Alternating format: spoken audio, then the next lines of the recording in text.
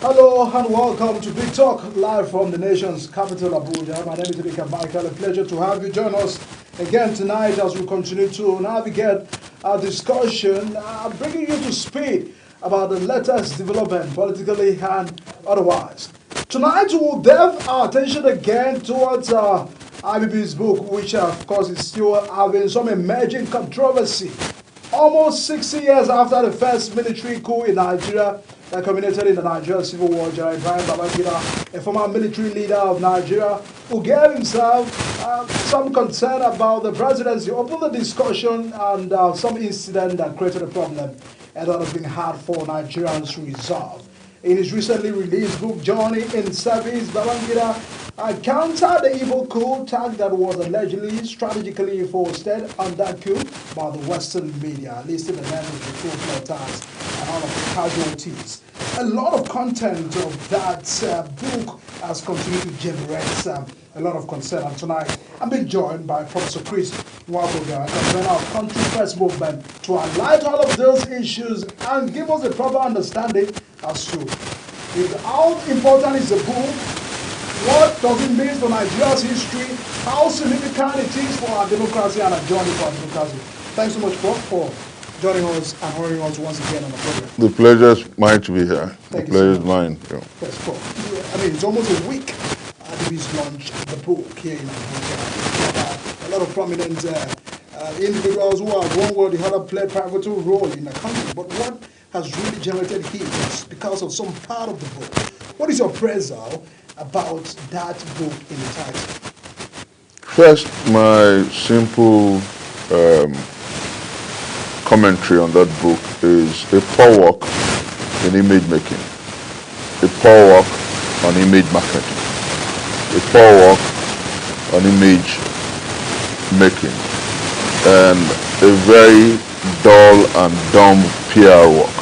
And I say this clearly and advisedly, because if you were to write a book 32 years after you left power, and if you have truly acknowledged that the actions ditto the annulment of June 12th was a wrong step to have taken, if you do acknowledge that certain things were done wrongly, the first thing you do is come with contrition, have a contrite approach to issues, humbly appeal to the sentiments and sensibility of the people, rather than sound like a master of a game who was trying again to weave the wool over the eyes of the Nigerian people. You know, whilst he was military head of state, mark my choice of words, I have refused to use the word president here.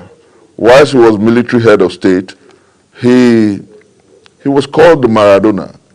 And remember the Argentine football star, Diego Armando Maradona, may God bless his soul. For his dribbling theatrics, for his perfidy, mendacity, and his predilection to half truths, he was called the Maradona. And then at some point, my big brother and mentor, Chief Gani Fahimi, called him the evil genius, and he accepted it proudly. And so maybe at 83, Babangida would still thinks, maybe because he's sandwiched and ensconced by sycophants, he thinks that he could still dribble the Nigerian people, largely unaware of the fact that we live in a generation that is very conversant with the internet. We live in a generation that has news on the go. I tell people every time I talk about the ability of our young people to engage, they seem to misunderstand the fact that when you have an Android phone, you have news on the go, you have a library with you, and they are able to cross-check whatever information you throw in the public space. Now, former head of state Ibrahim Badamasi Babangida acknowledged in his book that, let me start with the very naughty issues, that Chief M.K. Abiola won that election. And then why did it take him 32 years to come out to say that? And then interestingly, we weren't waiting for him to tell us who won, because even the immediate past president of the Federal Republic of Nigeria, Muhammad Buhari, had conferred on him the highest honor, due only the president of the Federal Republic of Nigeria, and then had also gone ahead to commemorate June 12th as our Democracy Day, and had given him the full compliments of a former head of state. And so if that has happened, we weren't waiting for Ibrahim Badamasi Babangida to tell us that Chief M.K. Abiola won the election. And another knotty issue is the fact that he came out, maybe perhaps wanting to dance to the tendencies of Aibu brothers, who rather than assess the issues as it were. If Babangida meant well, why did it take him almost 60 years to come out to tell the Nigerian people that the January 15th, 1966 coup was not an Igbo coup? Why did he wait for so long to come out to say? So he didn't act in good faith, and I am reluctant to give him any credit for that. Then point number 3, denying knowledge of who ordered the execution, permit my choice of words, the killing, the murder of that brilliant journalist, Delegiwa. Not forgetting that it was under his regime that he was murdered, and not forgetting also that Letterbomb was novel in our historicity. And number 4, very importantly, the story about his execution of his friend, Mamman Vasa, in a phantom coup. We have read, long before now, the reportage and interviews by his erstwhile comrade in arms, Domkat Bali, who said in no uncertain terms that Vasa was executed because IBB was jealous and envious of him. And so there's so many things history is, my late dad would say that history is a constant phenomenon that unfolds every hour. And when we have that constancy, permit my choice of words, you don't wake up suddenly to think that you can wave a wand like a magician over our collective sensibility. You don't wake up one day to think that you can throw your hands in the air and then will dance to your beat. No. Nigerians have far outgrown that tendency to applaud any big man. Nigerians are hungry enough for truth and for a proper ending to the issues that surrounded that annulment. And what Nigerians were actually looking forward to was, if IBB understood that urgency, was for him to come out and say, countrymen, yes, I annul that election. I'm very sorry for it. And my team and I are looking at endowing a support funds for families that lost loved ones on account of June 12th, for families that lost their businesses on account of what the Igbos call Oswa Abiola, for families that were directly and or indirectly affected by the many troubles that the annulment of June 12th elicited. And as I talk to you tonight, I am conscious of the fact that the generals people are watching, they are listening. Since my first thought about this came out and I made it public, they've been calling, people have been calling me. And I am very certain that what we're doing is to try to rework our collective sensibility, try to rework our collective approach to issues, and then learn to insist that no matter how mighty or low you are, we must learn as a people to call a spade by its name. I mean, Prof, many persons have given accounts of whatever has happened in this country, and so if IBB is coming out on those facts and its basis of truth by way of also an account of what he has, given out on that book, do you feel if the likes of Abacha was to be alive to receive all of those information, probably to also have a defense, or even Abiola was also alive, they would have, it would have been an happy ending to all of this conversation? Do you feel that coming to speak when these ones are not alive has just changed the history at all? Michael, was an act of cowardice. Remember that IBB had granted several interviews regarding June 12. And in one of those interviews, I think it was an interview with the CNN or so, he said in no uncertain terms that Abacha did well to stabilize democracy. Abacha did well to stabilize the nation. That Abacha did no wrong. Now, long after Abacha's death, he develops the courage. He suddenly becomes the man who's willing to tell us the truth. I think it's very unfortunate.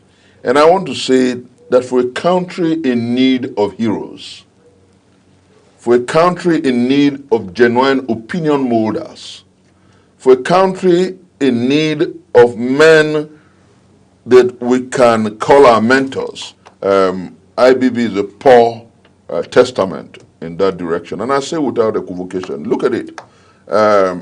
If he waited for this long, when almost all the people he referred to in his book were gone, then there's something about cowardice clearly written in that book. Perhaps that was why Abacha's children came up to say, this man is jealous and envious of our father. This man is cowardly. He couldn't say anything about our father while he was alive. But what is important for me, and I keep asking myself, why did the minders of Ibrahim Badamasi Babangida get him in the way of this Fox Power? Why did they get him in the way of writing a book that they are aware, and they know, being around him, that most of the effort will be a PR management stunt, and most of them will be diving around half-truths and perfidy? And then why did they assume that Nigerians will swallow it? Why did they assume that Nigerians are poor in research? Why did they assume that Nigerians will just, like his generation did, most of his friends did, applaud him? But for most of us at home and those who watched that event, the event at the Transcorp Hilton on the 20th of February, we saw them as jokers joking with the destiny of a nation. We saw them as jokers playing on our collective and preying on our collective psyche. We saw them as jokers whose predilection to truth is thin, whose commitment to due process is short, and whose belief in creating a nation whose history is consistent with truth and reality is minimal. But interestingly, with the ricochet effect and the follow-ups to that event, maybe some of his friends who were thinking of writing books in that direction will have a rethink. Maybe those who think, like you asked in your first question, that that book will be an addition to our history and will teach Nigerians lessons in nation building, will look back and say, no, I just want to stay quiet, rather than draw the anger and the ire of the Nigerian people. Because if there's anything, Babangida is back in the news for the wrong reason than he was about 32 years ago. He seemed to have reopened the wounds. I tell you, I have friends who were at the Korodu Road during the protestation in 1993, 94, and the early part of 95. And I saw my friends mowed down by Abacha's goons and guns. I saw my friends lose limbs. I saw some lose life.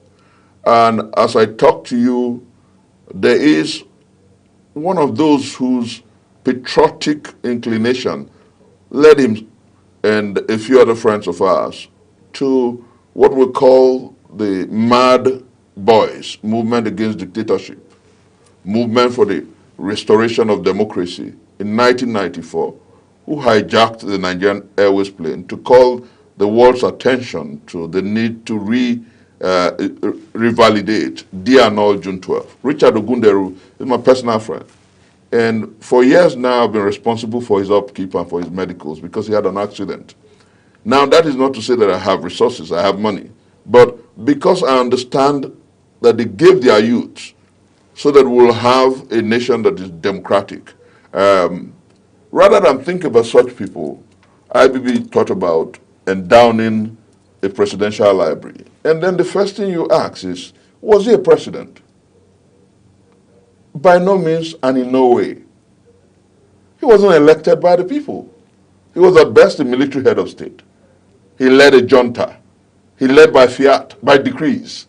And so what will endowing a presidential library by a man who got to power through a coup teach Nigerians? Is he trying to tell us that impunity is right? Is he trying to tell us that to govern by decrees is right? I think that those who govern this country presently must look at that because it is illogical, it is untenable to think that a retired, a former military head of state can endow a presidential library. All right, Prof. On account of injustice suffered by the Igbo people, some groups like Njiko Igbo Forum are now demanding the sum of 100 trillion naira from the Nigerian government. Many have said, can compensation restore back and, resolve all of the pains that the Igbo suffered and even all those who are affected by all of this crisis? Let me say, Michael, that my late dad taught me something, and that is why I've resolved that by God's grace before the year ends, I would make public that book, Sayings of My Dad. You know, and the reasons are simple. He taught me something that this whole hoopla has brought back to life. He told me that you do not need a thief in your backyard to tell you or to teach your son values. You do not need a thief in your backyard to tell you the stories of your family. And by this I mean that those who were waiting for the book of Ibrahim Badamasi Babangida to ask for reparation for the Igbos hurt my sensibility because we've always known, books have been written about it. Even one of the major five who was Yoruba, Ademoyega or Ademolegu, wrote a book, Five Majors Why We Struck, and named the leaders of that coup. The Igbos went in a preponderant number. It just was that Nzogbu and Ifajuna were top in the whole process. He clearly said, and without equivocation, that that coup was not an Igbo coup. And then think about the fact that that coup was actually foiled by Igbos. Think of the fact that immediately after that coup, it was an Igbo man who took over and arrested those who were leaders of that coup. So I think that it bothers the carapace of my mind to think that my brothers were waiting for Ibrahim Badamasi's book to take action. But, you know, I also think that what our people should do, what the Igbos should do, is organize effectively, show support for one another, show support and organize politically too, and seek political power. It's beyond coming to Nigeria like your beggars. Because if you argue that you need reparation, some others will come out and say, to what extent and at what level?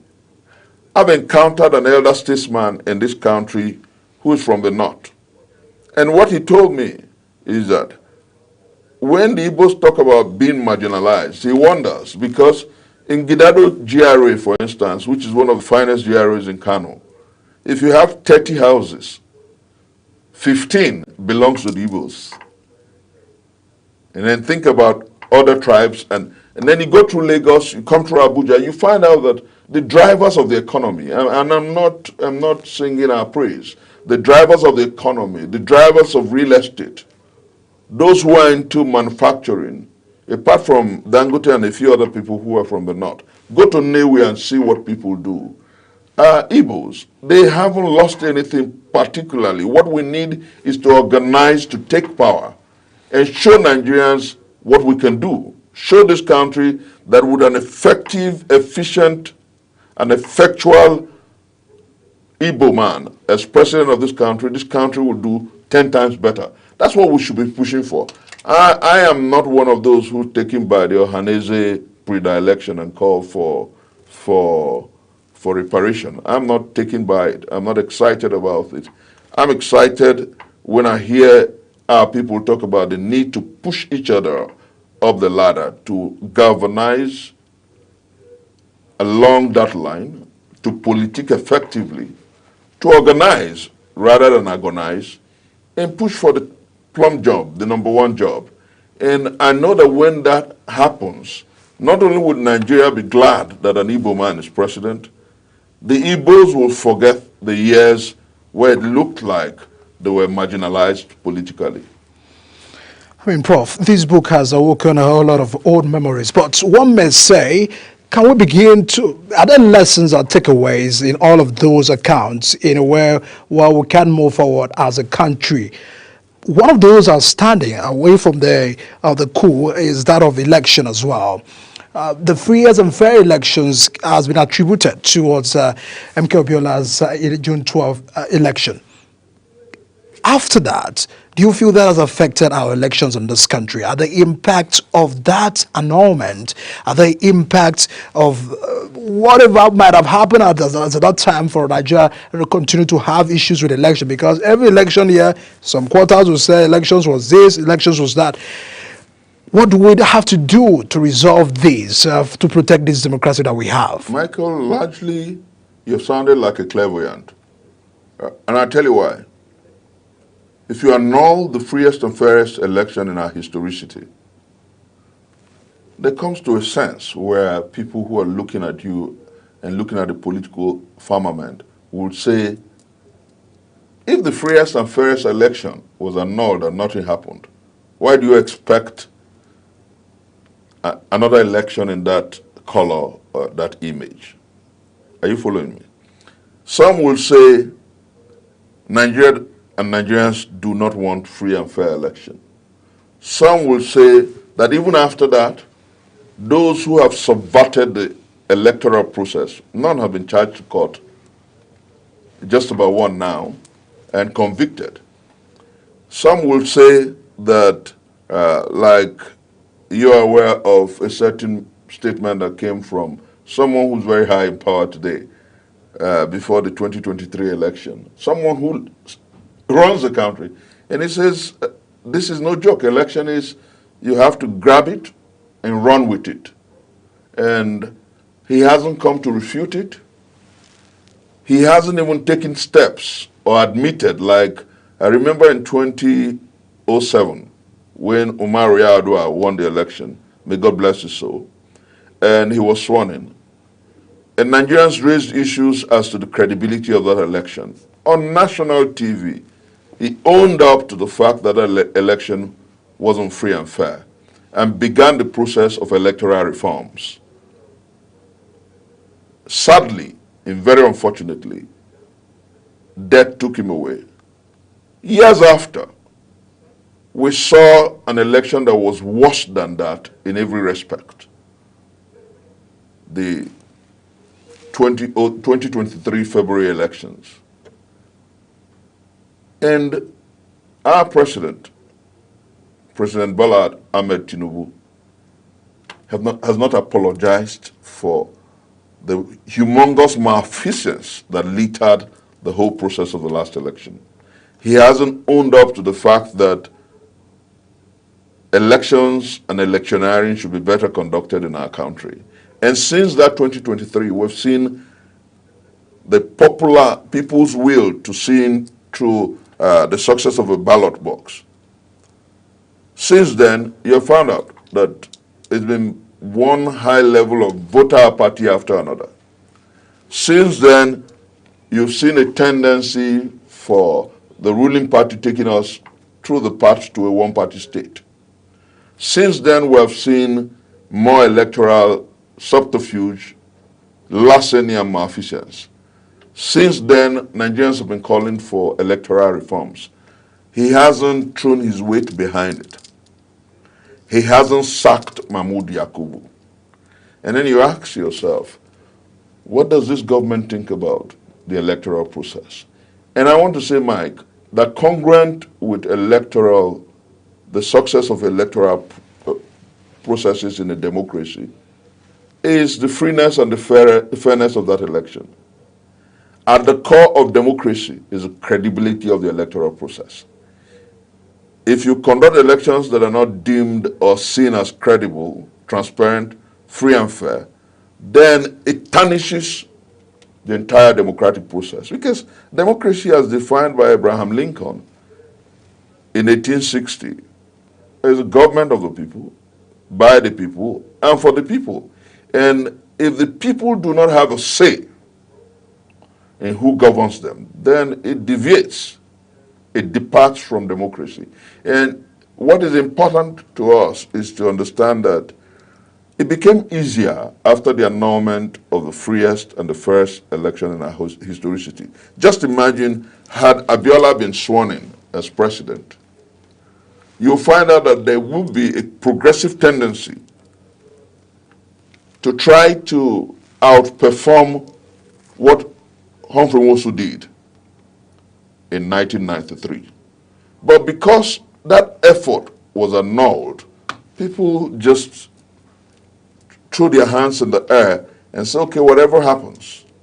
And so I believe that what must happen now is for President Bola Ahmed Tinubu to rise to the ante, to rise to the challenge, and throw his weight effectively and fully at the process of electoral reforms.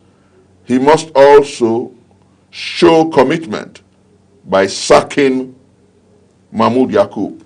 That's one of the least demands that I would make if we truly want free and fair elections, if we truly want credible and transparent electoral process. All right, Prof. Let me take you to another part of that conversation, because looking at the current state of the country, the current state of Nigeria, that those that are having bold determination of Nigerians to return to the path of national unity, those that are having a concern about fairness, that those that are having about concern about equity, one Nigeria, what comes to your mind for all of those things to work, national unity, fairness, equity, down to the political parties? Because from all indications, we can always trace back all of those problems to our political parties, the internal democracy as well, what the party stands for, the ideology of political parties, to give a national unity, fairness and equity for every Nigerian. How do we begin to mend ways about all of this? No, I think that the first thing we must do as a nation and as a people is to look inwards and ask ourselves what we truly want. You know, with nationhood is a charter. With nationhood is an ideology. With nationhood is a commitment to a particular goal. The Americans will tell you in their Declaration of Independence that theirs is pursuit of happiness and to give everyone the right to fend and succeed and thrive in the nation called America. That is the truth that they hold inalienable. Now, what is the truth that we hold dear? That's point number one. We need leaders who will emerge on our political kaleidoscope with a mantra, a truth they hold dear. I remember that in 1993, it was farewell to poverty, and Abiola would say in that husky voice of his, I do not want any Nigerian to go to bed without food in his stomach. There was a commitment to welfare. What, in your estimation and in your view, is the mantra of the present watch? What, in your estimation or view, is the mantra of the PDP? What, in your estimation or view, is the mantra of the APC? We have politicians and political office holders whose manifesto and philosophy is me, myself, and I. It's about individualism and egocentricity. And in answering your question directly, we need a new republic of thinkers. We need a new republic of fixers. We need patriots to emerge who would have a manifesto about how to take God's greatest country out of the nadir. And when I call Nigeria God's greatest country, I'm talking about the potentialities here. Nigeria is blessed with riches ineffable. Our failure to harness them effectively was what Chinua Achebe christened the failure of leadership, the absence of leadership. We must collectively, if we want to remove from the nadir to promise, reevaluate our political inclinations, leaning, and manifesto. We also must insist that political parties define, they must not serve as just multipurpose vehicles to take people to power. We must understand their trust and their manifesto. Until that is done, because you see, a friend of mine told me yesterday that what bothers him is the fact that in Nigeria, all the politicians wine and dine together without major political divides and leanings. It's just like the national cake is their common destination, and once they are sharing it, they're happy. They don't have, that's why it's easy for someone to move from the Labour Party to the PDP, from the PDP to the APC without shame. These parties are lacking in ideology, they're lacking in philosophy, they're lacking in ideas. Now, what must we do? Rather than just cry foul or agonize, the masses must begin to make strong demands of the political class. CSOs, civil society organizations, NGOs, the media, and that's why I salute what you're doing. We must rise up as instruments of change. We must begin to interrogate the political class and do that dispassionately. It shouldn't be about what ethnicity, whether you are Igbo, Yoruba, Hausa, or Kanuri. It shouldn't be about your Jukunness or your Ibibio-ness. It should be about working for the good of our country. Because take this clear instance, if India, with its monstrous population, can be taken out in 10 years, over 240 million people from poverty, out of poverty. And Nigeria, with the amazing resources, mineral resources, human resources that God has blessed us with, is going deeper into poverty, want, and deprivation, then there is something that should bother all of us. And then if you're asked whether the question is in your stars, no, it is not. Because outside this country, Nigerians are doing profound. Nigerians are doing extremely well. And then you ask yourself, if Nigerians are doing this well outside, why aren't they doing that well at home? And there is a dearth of the legal framework to encourage industry and hard work. There is a dearth of leadership, no exemplary leadership. There is also the dearth of patriotism. And you know why these very important, pristine values are lacking? Because we live in a country that salutes materialism over ideals. We live in a country that salutes opulence, wealth without cost, wealth without sufficient logic, wealth without, you can't even find, pardon me my choice, wealth that you can't even explain. And then everybody wants to be a baller. Everyone wants to spray money in the air, and nobody's asking, how did you come by this wealth?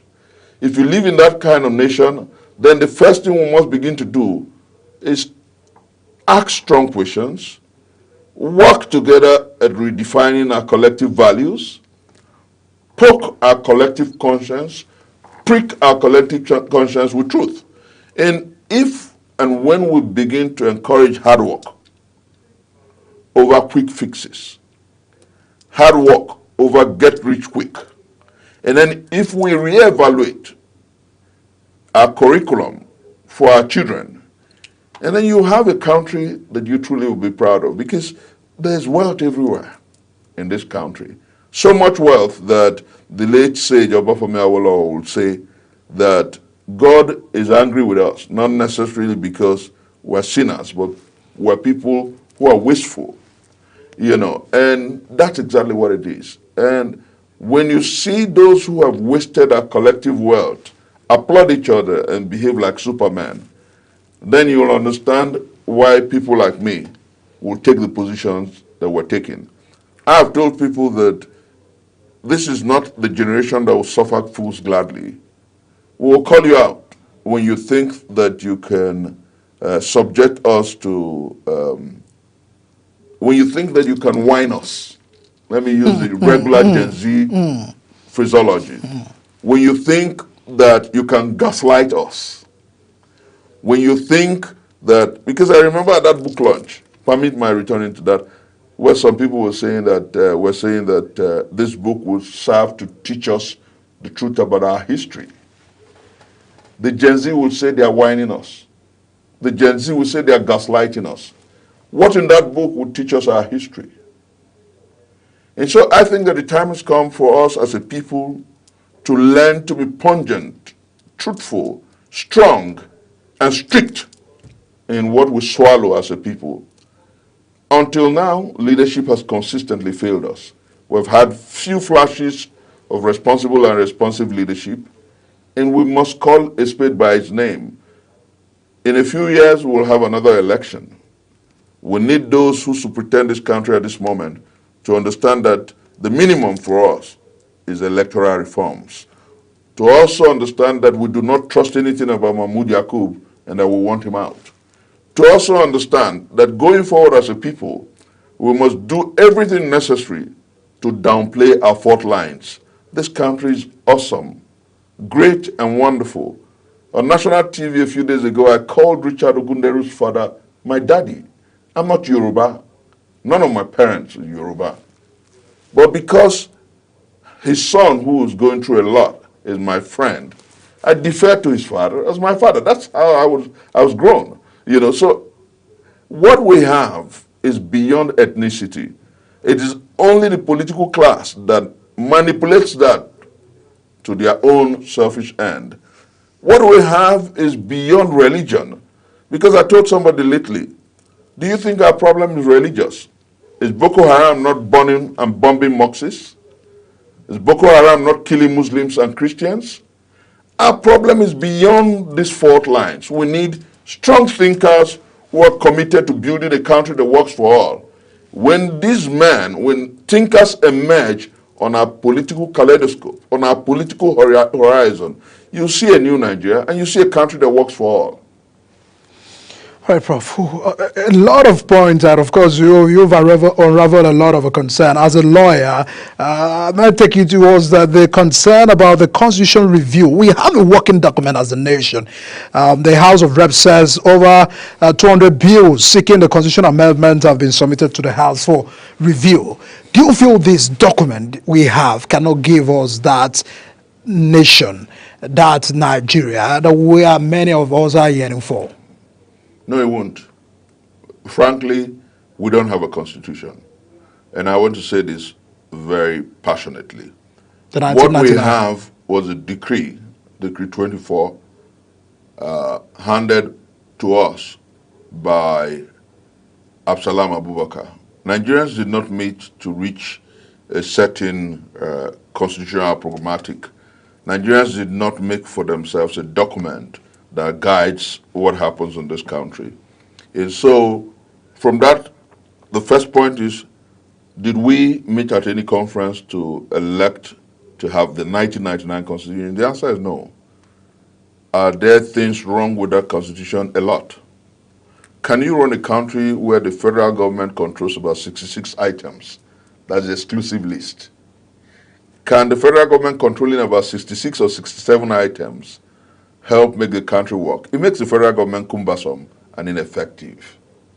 Then point number 4, what you must understand is that when you have a country that you say, in the constitution, on one end of a constitution, you say you're a secular state.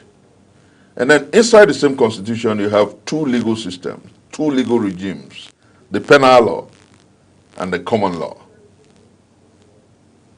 In the North, you have a different criminal law protocol. In the South, you have a different one. Are you following me? Then that constitution is unfair and untrue. Then, very importantly, you have a constitution that calls the nation a federal republic. Nigeria at best is a pseudo-federalism because no federalism runs with monthly paychecks being distributed by the federal government. Every true federal structure gets its resources from the component, the local governments, if you have local governments, the mayoral districts, if that's what you have, the wealth, like we had in the First Republic. Whatever you have coming from your from your state or your region, you keep 50% of it. You give 30% to the federal government and another 20% to a dedicated account to help the nation in the event of a national crisis or an act where you have an act of God, something you can't control. But here, every month, the states come to Abuja as beggars to collect or share FAC, federal allocation. And then, even now that the Supreme Court has gone ahead to say that whatever should go to the local government should go directly to them, it is still difficult for the states to allow that. A truly federal system devolves power. A truly federal system has what you call resource control. A truly federal system does not run the way we have today. I'll give you an instance. There's a federal government college in my hometown of Ibuza. The federal government in Abuja is responsible for tables and chairs, for computers and newspapers in Ibuza. How can you make those schools effective and efficient? The federal government is involved in just about everything. Like I said, the exclusive list has about 66 items. The residual list, which of course cuts across, and the concurrent list, put together does not have as much items as the exclusive list. And which country runs that way? Not even in communist China do you have such command and control structure. Look at China today. Even in the face of what they claim to call, what they claim is a communist system, they have strong units that controls what happens at the lower level. Here, governors, I laugh every time I hear the Minister of Finance and the controlling minister in charge of the economy talk about, what they have as one of the greatest problems of the Naira is that at the end of the month, after receiving FAC, the Naira deepens and the dollar goes up. And I laugh. What federal structure, what federalism runs that way? We claim to have a federal system, we do not have state police. We claim to have a federal system, we do not have local governments that are very powerful and that are indeed the ones remitting resources to the states, and then the states will give to the federal government. The federal government is just about everything. And that is why it is cumbersome, meddlesome, ineffective, and inefficient. So that's why we're where we are. So our call for a holistic reappraisal of our Constitution is strong. Our call for an overhaul of the legal framework that holds this country together is rife. our call for a new constitution is much more strident than just the amendments that we're seeing. And I have suggested that this National Assembly can do more than just looking at these items piecemeal. But the man who can do the greatest job, and I hope his minders are listening, is Mr. President. He can come by way of an executive bill to the National Assembly and say, we are not suspending the National Assembly, but for the purposes of building a constitution that is autochthonous, that belongs to the Nigerian people, let us have the National Assembly sit with select members of the Nigerian public for 3 months for the purposes of getting a constitution for Nigeria. For the next 3 months, I will fund it. We can have the 469 members of the National Assembly, the House of Reps and the Senate, and another 500 Nigerians from different vocations and different tendencies. And you sit for 3 months, discuss and debate every issue about nationhood, and give to us a constitution that will be vetted and accepted by Nigerians through the processes of the referendum. That's point number one. If that appears too difficult for him, dust off the 1960 Constitution and the 1963 Republican Constitution, clean them up, look through the Constitution where you have regions, replace them with states. Take them to the National Assembly and ask them to make further imputes. Those constitutions were truly federal. That was where you had resources coming from the local units, the component parts, and then the regions, and they are paying certain amount to the federal government and keeping certain amounts. That was why we had the cocoa wealth in the Southwest. We had palm oil, we had rubber in the Midwest. We had coal and different wealths from the Southeast. We had the North. We had the pyramids of granites and the likes. Those were the beautiful and halcyon days of our nationhood. And only a just law can drive that kind of industry. It's not difficult. It is not impossible. If that second point is difficult for him to pursue, then let him meet with the National Assembly and say to them, I have this and this and this executive bills. It is going to be easier with a president who's committed to making Nigeria successful. And I pray that President Bola Ahmed Tinubu does that, because save and except there's a holistic overhaul of that legal framework, of that constitution, our search for a new republic will be like the wait for Godot. Professor Chris Nwaokobia is a lawyer and convener of Country First movement, who of course was sharing our concern and thoughts about the nationhood. The revelations by IBB has continued to spark a lot of reactions. But how do we continue to see how that part of the conversation can narrow it down to the nation building? Thanks so much for joining us on the show tonight. Your insight are always appreciated. The pleasure is mine, and I believe that this country will work. Absolutely. If we give it our best shot. Absolutely, Prof. It is our earnest prayers. Thanks so much once again for joining us on the show tonight. Everyone, and this is where we'll wrap it up tonight on the show. A lot of developments. We'll continue to project that on the subsequent programming and our bulletins. My name is Edika Michael. See you again.